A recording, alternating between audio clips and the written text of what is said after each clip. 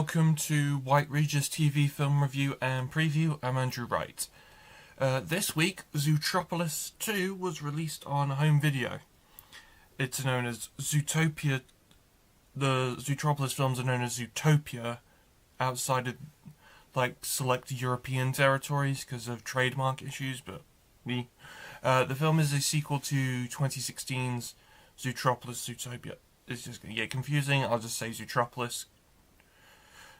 I was going to say Zootopia, but I'll say Zootropolis, otherwise I'll get myself confused. The film stars Ginnifer Goodwin and Jason Bateman, among others like Idris Elba and Shakira, reprising their roles from the first film, and are joined by Ke Huy Quan and Andy Samberg, among others.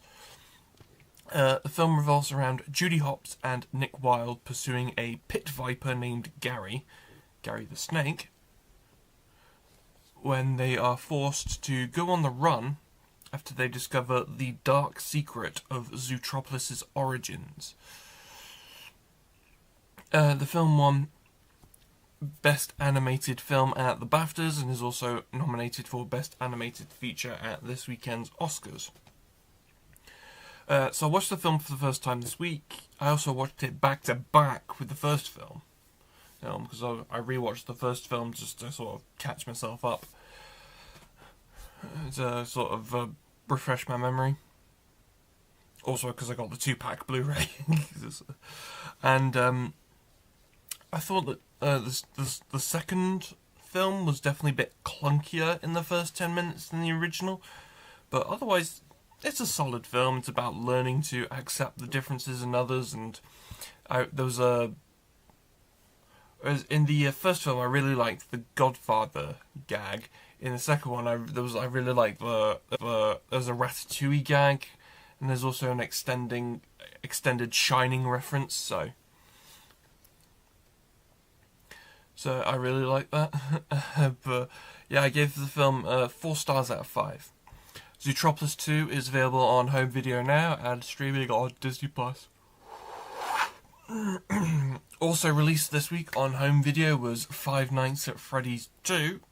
The supernatural horror film is a sequel to the 2023 e-film Five Nights at Freddy's, which is an adaptation of the video game series of the same name, with the game's creators writing the scripts for the films.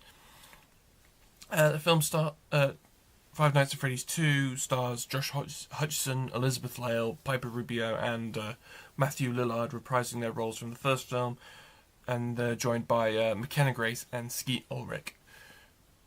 The film takes place 18 months after the first film, after the previous film, and revolves around Abby getting manipulated by the marionette animatronic from the original Freddy's Fazbear's Pizza, who wants to get revenge against parents. So it's a bit more diving into the lore.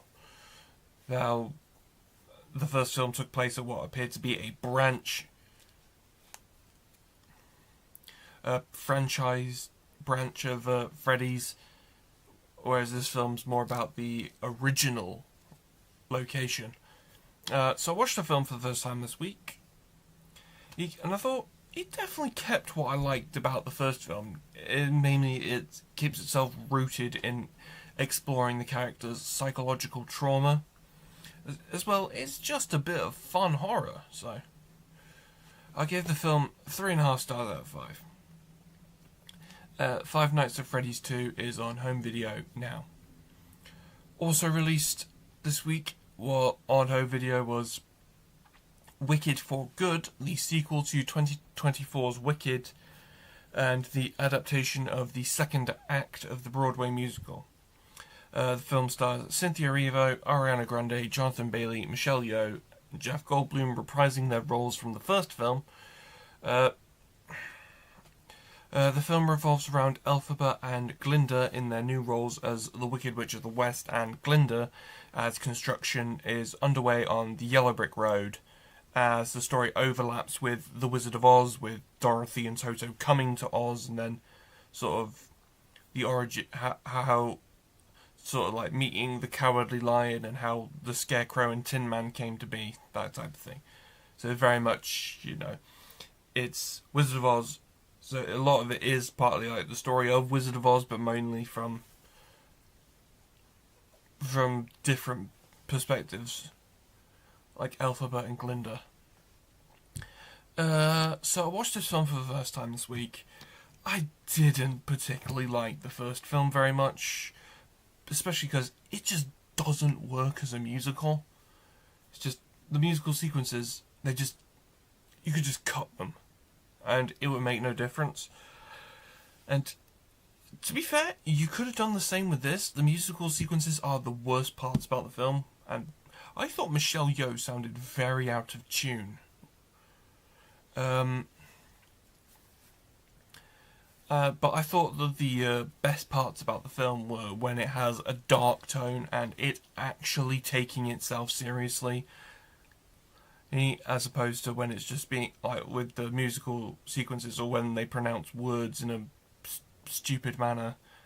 You know, it's when it's not being just campy and pantomime. It actually has redeeming qualities. So I gave the film 3 stars out of 5, but I definitely thought it was better than the first film. So Wicked for Good is available on home video now.